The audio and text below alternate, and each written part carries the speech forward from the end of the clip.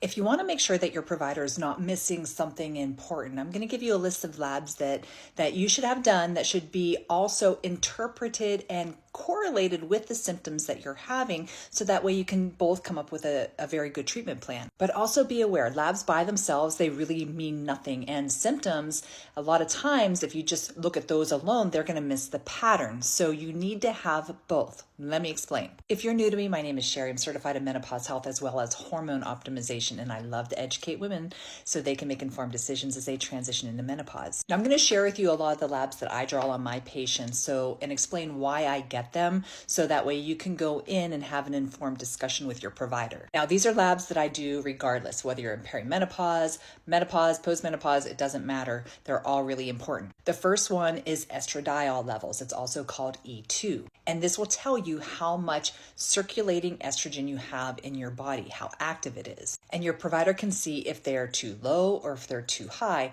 but then also correlate them with symptoms. Some of the symptoms that if you had low estradiol levels would be hot flashes, night sweats, maybe even anxiety. The second lab you want to check is your FSH.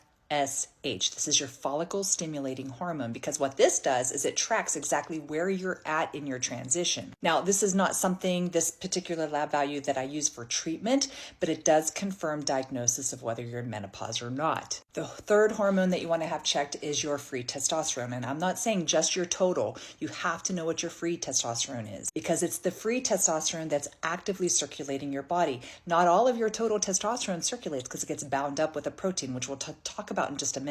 Now, if your free testosterone levels are low, then you can start having symptoms like joint issues, muscle aches, not recovering from workouts, fatigued all the time, having trouble sleeping, brain fog, low libido. I mean, there's a lot of symptoms that are associated with a low testosterone. But the key thing you have to understand is, like I said, total testosterone, it likes to bind to that protein globulin. It's called the SHBG, also known as the sex hormone binding globulin. So you want to have that level checked as well, because if those levels are too high, it can bind up that testosterone. And once they're bound, they're trapped, they cannot be active at all in your body. So that one's really important, especially when it comes to hormone optimization. But it's also important to understand that all of your hormones in your body, they work in conjunction with each other. They don't work by themselves, okay? So we look at all your sex hormones, but you also want to look at other ones in your body, including your thyroid. So when it comes to your thyroid, you want to look at three different things. You want to look at your TSH, which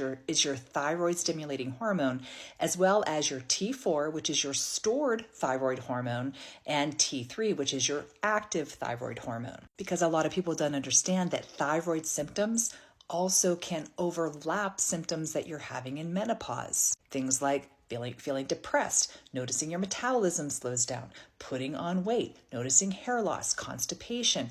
All of those things could also be thyroid. So it's really important that you're being treated with the right thing for the right hormone. And honestly, because all these hormones are interactive, you cannot optimize any hormones, especially if your thyroid function is off. But you also have to look at the whole picture, right? The whole picture of wellness that you are currently in. So looking at minerals, looking at vitamins such as iron, vitamin B12, vitamin D, looking for any of those types of deficiencies to see if that needs to be replaced. Because when you're having those nutrient deficiencies, guess what?